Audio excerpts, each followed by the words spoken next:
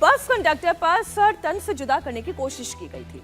भले वो अपने कबूलनामे में ये कह रहा हो कि वो जान से नहीं मारना चाहता था, लेकिन जो वीडियो हमने अभी आपको दिखाया ये भी तो लारेब का ही है। उसमें वो ये कह रहा है, बाकायदा चापड़ दिखाते हुए, इसी से उसने मारा है और वो मार देगा।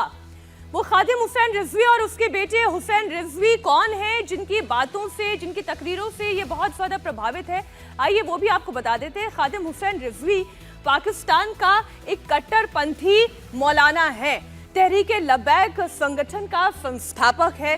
सर तन से जुदा का नारा देने वाला व्यक्ति यही खादिम हुसैन रिजवी है। आप देखिए 19 नवंबर 2020 को मौत हो गई। उसके बाद से साद हुसैन रिजवी खादिम का बेटा है, वो इस संगठन को आगे बढ़ा रहा है, चला रहा है। साद अब जो कि खादिम रिजवी का बड़ा बेटा है, तहरीके लब्बैक का वारिस भी है। संगठन को चलाने की जिम्मेदारी साद हुसैन रिजवी की है। भड़काऊ भाषण के लिए ये कुख्यात है और गैर मुस्लिमों के खिलाफ जहर उगलने में माहिर है। इसकी तकरीरें ऐसी हैं कि हम आपको सुना नहीं रहे हैं।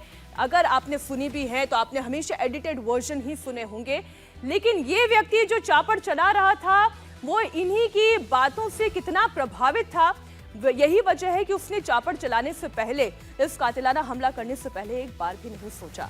खादिम हुसैन रिजवी भले ही मर गया है, लेकिन उसकी कई भड़काऊ तकरीरें अभी भी इंटरनेट पर वायरल है, मौजूद है। ऐसी तकरीरों को लारेब जैसे लड़के सुनते हैं और उनका ब्रेन वॉश होता है।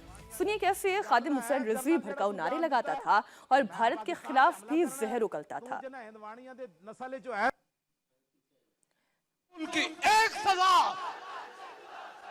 ए जुदाड़ा जेड़ा लफ्ज़ है ना, जुदाड़ा इंज होवे कि पता लगे मजमा पूरा उठन लगा जमीन तो उठ के ते जनाब उत्ते जान लगा, उठ के जाके फ्रांस पहुंचना चाहते। और गुस्ताखे रसूल की एक सजा, और गुस्ताखे रसूल की एक सजा, और गुस्ताखे रसूल की एक ही सजा।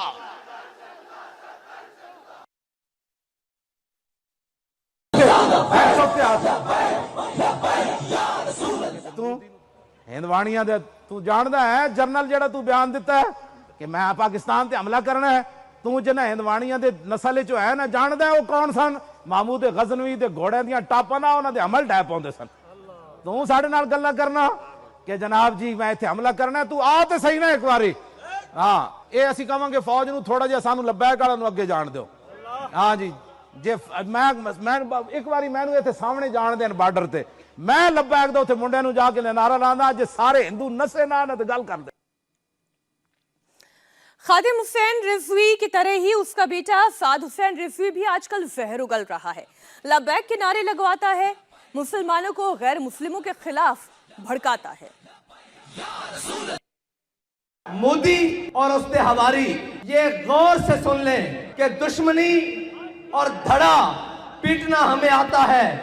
अगर दुश्मनी करने पे आ जाएं तो हम अपनी कश्तियां जलाकर उंगलों आते हैं,